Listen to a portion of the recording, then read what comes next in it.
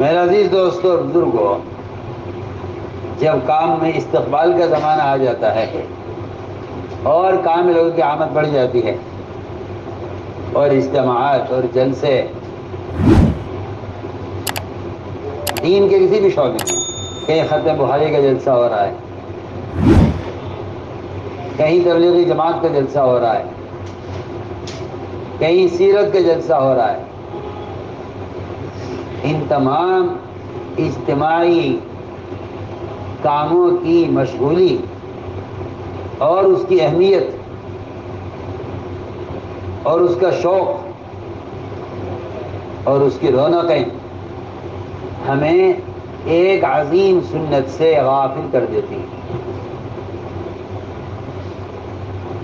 ہمیں ایک عظیم سنت سے غافل کر دیتی ہیں۔ میں نے عرض کیا آپ سے، وہ مدارس کے یا ختم بخاری کے جلسے ہوں یا وہ تبلیغ جماعت کی اجتماعات ہوں یا وہ کسی بھی تحریک کی کوئی تقریب ہو،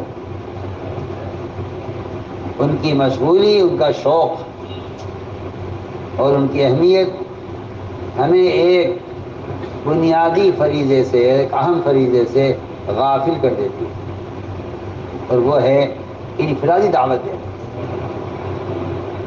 وہ ہے انفرادی دعوت۔ اس لیے کہ جتنے اجتماعات ہیں وہ صرف انفرادی دعوت کا نتیجہ ہیں اور انفرادی دعوت کی آمدنی ہے۔ وہ میں تو صاحب آپ سے کہتا ہوں کہ اجتماعات اور اجتماعی حلقے علم کے ہوں یا دعوت کے،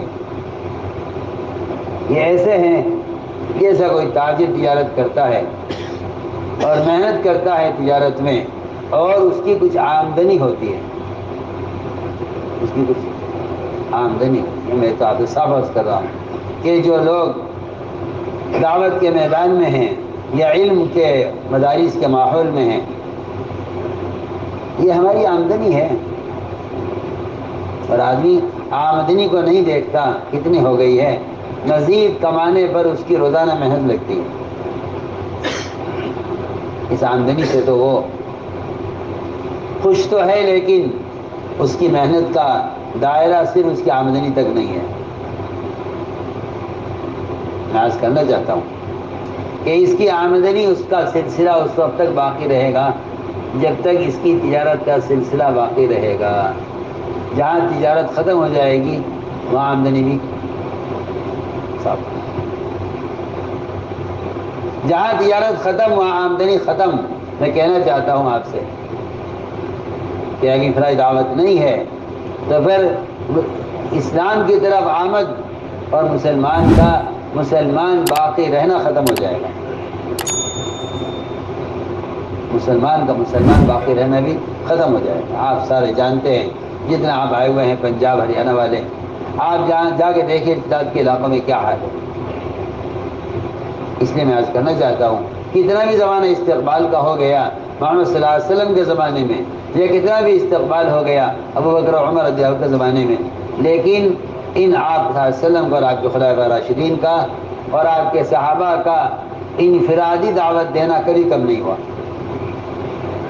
آپ صلی اللہ علیہ وسلم جتنا اپنے آپ کو تھکاتے تھے غزوات میں، اتنا زیادہ اپنے آپ کو تھکایا کرتے تھے انفرادی دعوت میں، ایک ایک فرد کو دعوت دینا، ایک ایک فرد کو دعوت دینا۔ مولانا الیاس رحمۃ اللہ علیہ کے ایسے واقعات ہیں جس میں سب سے زیادہ اس کو غصہ آتا تھا اس بات پر کہ تمہاری مسجد میں ایک آدمی آ کر چلا گیا اور تم نے اس کو دعوت نہیں دی۔ ہم نے تو ایک گشت اور ملاقاتوں کو ایک روزانہ کا تھوڑی دیر کا معمول سا بنا لیا ہے۔ میرے دوستوں، میں اس معمول کے پورا کرنے کو کام کا کمال نہیں سمجھتا۔ تھوڑی دیر گشت کے معمول کے پورا کرنے کو کام کا کمال نہیں سمجھتا، بلکہ اس بات کی کوشش کہ ہمارے علاقے میں کوئی بے نمازی نہ رہے، ہر مسلمان، ہر فرد پر محنت، یہ مولوی حسن رضا میں چھپا ہوا ہے کہ اگر کوئی شخص نفل نماز میں مشغول ہے اور کسی کو دیکھا کہ وہ مسجد میں داخل ہوا اور واپس جا رہا ہے، اس کو چاہیے نفل نماز چھوڑ کر آنے والے کو دعوت دے۔ اگر وہ جانا والا ہے فوراً تو پہلے دعوت دے، پھر نفلیں پڑھے، اور اگر وہ کہتا ہے میں ٹھہر گیا ہوں تو پہلے نفل نماز پوری کر لے، پھر اس کو دعوت دے۔ اتنی اہمیت تھی انفرادی دعوت دینے کی، اس لیے آپ صلی اللہ علیہ وسلم نے سفر میں حضر میں انفرادی دعوت کو کسی حال میں چھوڑا نہیں ہے، چاہے راستہ خطرے کا ہوا، مگر آپ صلی اللہ علیہ وسلم نے ڈاکوؤں کو دعوت دینے کے لیے وہ راستے اختیار کیا جو راستہ خطرے کا تھا۔ ویسے آپ سے کہا بھی گیا کہ یہ راستہ تو ہے لیکن اس پر ڈاکو رہتے ہیں، فرمایا ہمیں ڈاکوؤں کے راستے سے ہی جانا ہے۔ آسان والے حضرت کا معمول تھا فجر کی نماز اول وقت پڑھ کر اندھیرے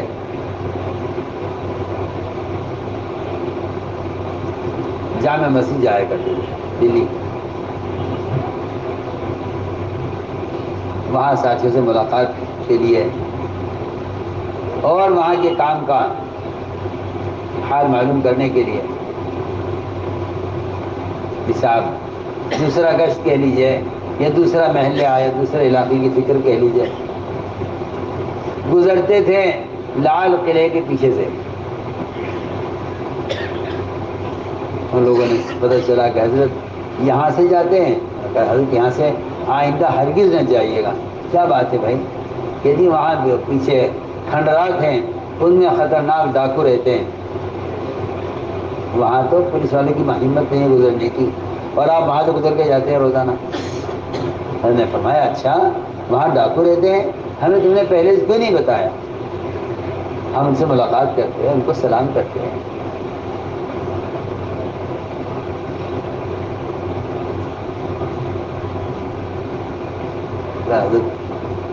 خطرہ ہے وہاں، فرمایا ہم کل وہیں سے جائیں گے۔ وہاں سے گزرے، ان کھڑرات میں اندر اندھیرا اور پرانی کوٹھڑیاں بنی ہوئی بادشاہوں کے زمانے کی، اندر داخل ہوئے، اندر بالکل اندھیرا تھا، زور سے بلند آواز سے سب کو سلام کیا، کوئی جواب کسی نے نہیں دیا، واپس آ گئے، آگے بڑھ گئے۔ 3 دن تک یہی عمل کیا، اندر داخل ہوتے تھے اور زور سے سلام کرتے تھے اور آگے بڑھ جاتے تھے۔ تیسرے دن نے سلام کیا تو اندر سے ایک شخص نکل کر آیا، آپ کون ہیں؟ ہم اتنے برے سمجھے جاتے ہیں اور ہم اتنے کمینے ہیں اور ہم اتنے گندے لوگ ہیں کہ ہم نے آج تک سوچا بھی نہیں کہ کوئی ہمیں سلام کرے گا۔ آخر آپ ہیں کون؟ آپ نے سلام کیوں کیا؟ کہا کہ بھائی مسلمان کیسا بھی ہو، چور ہو، ڈاکو ہو، زناکار ہو، شراب خور ہو، مسلمان اسلام سلام تو مسلمان کا حق ہے۔ سلام کیسے بھی ہو، سلام صرف مسلمان کا حق ہے، صرف کافر کا حق نہیں ہے۔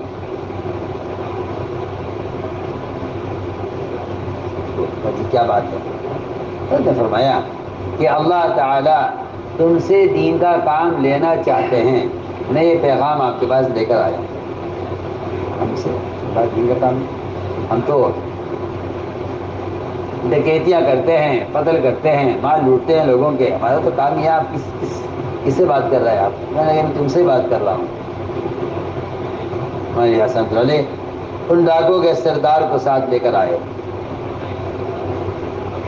بسیط، اور یہاں لا کر ان سے بات کی۔ اللہ نے پھر کام لیا ان سے عالم میں۔ تو میں نے عرض کیا کہ یہ آپ صلی اللہ علیہ وسلم کی سنت تھی ہر فرد کو دعوت دینا، اور آپ صلی اللہ علیہ وسلم کسی انسان کا درجہ اس سے کم نہیں سمجھنے کا آپ اس کو دعوت دیں، چاہے وہ فقیر ہو یا وہ ڈاکو ہو یا وہ کوئی وزیر ہو یا کوئی بادشاہ ہو۔ آپ صلی اللہ علیہ وسلم کی سنت ہے یہ، اور سنت مستمرہ ہے، مستقلہ ہے، کہ آپ کبھی کسی انسان کا درجہ اس سے کم نہیں سمجھتے کہ آپ اس کو خود دعوت دیں۔ تو میں نے ایک بات شروع میں عرض کی تھی کہ بے شک تعلیم کا اجتماعی نظام، مدارس کا، تبلیغ کا اجتماعی نظام، اجتماعات کا اور مشوروں کا، یہ ہمیں انفرادی تعلیم، انفرادی دعوت سے مشغول نہ کرے، اور انفرادی دعوت، انفرادی تعلیم سے ہمیں غافل نہ کرے۔ اس لیے ہم نے عرض کیا کہ مولانا الیاس صاحب والے کے یہاں اس بات پر بڑی سختی تھی کہ کوئی آیا اور دعوت سنے بغیر چلا گیا، ایسے برداشت نہیں ہوتا تھا۔ یہاں دروازے پر استقبال میں، اب تو زمین والے ساتھی ہوتے ہیں، پہلے اس زمانے میں الیاس صاحب کے زمانے میں 3 آدمی استقبال کرتے تھے آنے والوں کا، مولانا سید خان صاحب رحمۃ اللہ علیہ، مولانا عبید اللہ صاحب بلیاوی رحمۃ اللہ علیہ، اور مفتی زین العابدین صاحب۔ ان 3 کی ذمہ داری تھی آنے والوں کے استقبال کرنا۔ چنانچہ اس دن باری مفتی صاحب کی تھی، سردی کی راتیں، آدھا کوئی تھا نہیں یہاں، استقبال ایسے بٹھا رکھا تھا سب کو جیسا کوئی شادی کا گھر ہو، آدھا کوئی تھا نہیں، صبح سے لے کے شام تک۔ مفتی صاحب کا خیال یہ ہوا کہ بھئی کوئی آ تو رہا نہیں، چلا نا ابابین پڑھ لیتا ہوں۔ مفتی صاحب وہاں سے اٹھے، گیٹ کے پاس سے باہر بیٹھتے تھے، گیٹ کے باہر، میں اندر بیٹھنے کی کیا فائدہ، باہر بیٹھو تاکہ گزرنے والے تمہیں دیکھیں، تم ان کو بلاؤ۔ استقبال تو باہر ہوتا ہے، اندر تو نہیں ہوتا۔ چنانچہ خیال ہی آیا کوئی آ نہیں رہا تو چلو ابابین پڑھ لیں۔ مفتی صاحب نے ادھر ابابین شروع کی، ادھر ایک آدمی آیا اور اس نے مٹکے سے پانی پیا اور جانے لگا۔ مولانا الیاس صاحب والے بیماری شروع ہو گئی تھی حضرت کی، آپ حضرت حرکت نہیں کر سکتے تھے بستر سے۔ حضرت وہی تھے جی، ارے کوئی ہے، ارے کوئی ہے جو اس سے لے کے بیٹھے، ارے کوئی ہے جو اس سے بات کرے، دیکھو یہ چلا گیا، یہ چلا گیا۔ مفتی صاحب نے آواز پڑی حضرت کی، تو وہ نماز کا سلام پھیر کر پوچھا کہ کیا بات ہے، آپ کی آواز آ رہی تھی کچھ کہہ رہے تھے؟ تو غصے میں تھے، کہاں تھے تم؟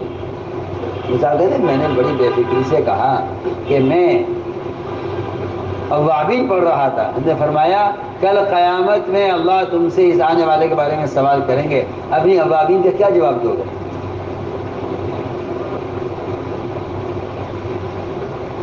اللہ سوال کریں گے تم سے تمہاری اوابین کا سوال نہیں ہوگا، اس آنے والے کے فریضے کا سوال ہوگا۔ یہ سوال نہیں ہوگا تمہیں نفل پڑھی نہیں پڑھی، یہ سوال قیامت میں آپ سے نہیں ہوگا کہ آپ نے نفل پڑھی یا نہیں پڑھی، آپ سے یہ سوال ہوگا کہ آپ نے اس شخص کو نماز سکھلائی یا نہیں، اس شخص کو نماز کی دعوت دی یا نہیں جو فرض ہے۔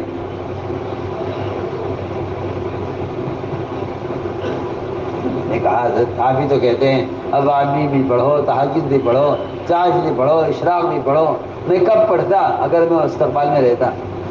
نے فرمایا میں تو نہیں کہتا کہ ابابین چھوڑو، میں تم سے کہتا ہوں تمہیں ابابین پڑھنی تھی، تم نے اپنی جگہ دوسرے آدمی کو کیوں نہیں بٹھایا کہ بھائی تم آنے والوں کے استقبال کرو، میں 2 رکعت پڑھ لیتا، 4 رکعت پڑھ لیتا۔ تو میں نے عرض کیا یہ تھی آپ صلی اللہ علیہ وسلم کی سنت، یہ میں آپ سے کہہ رہا ہوں اس لیے ہائے ہائے کہ امت بہی چلی جا رہی ہے جہنم کی طرف، اور ہمارے علم میں اور ہمارے مشاغل میں اور ہماری روزمرہ کی زندگی میں عوام الناس کا کوئی حصہ نہیں ہے۔ ہم اس لیے عرض کر رہے ہیں کہ اس کا عزم کرو کہ انشاءاللہ ہمیں انفرادی دعوت روزانہ دینے کو اپنے لیے ایسا فریضہ سمجھ لینا ہے جیسا روزانہ کی نماز کا فریضہ ادا کرنا ہمارے ذمہ ہے۔ روزانہ نماز کا فریضہ میرے ذمہ ہے، اس طرح دعوت اللہ کا فریضہ روزانہ میرے ذمہ ہے۔ تو میں سمجھتا ہوں اگر اجتماعی طور پر سب کوشش کر کے اس فریضے پر جمع ہو جائیں تو مجھے امید اللہ کی ذات سے ہے کہ ابتداء کے ہمارے رک جائیں اور امت سے جہل ختم ہو جائے۔ دیکھو آپ صلی اللہ علیہ وسلم کی سنت کیا ہے، آپ کا دعوت پیش کرنا سفر میں۔ فرماتے ہیں کہ حضور اکرم صلی اللہ علیہ وسلم سفر ہجرت میں آپ چاہتے تھے مدینے کی طرف کوئی راستہ مختصر مل جائے، تو سعد جنہوں نے آپ کو رہبری کی ہے مدینے کی طرف، انہوں نے کہا جی ایک راستہ یہ ہے،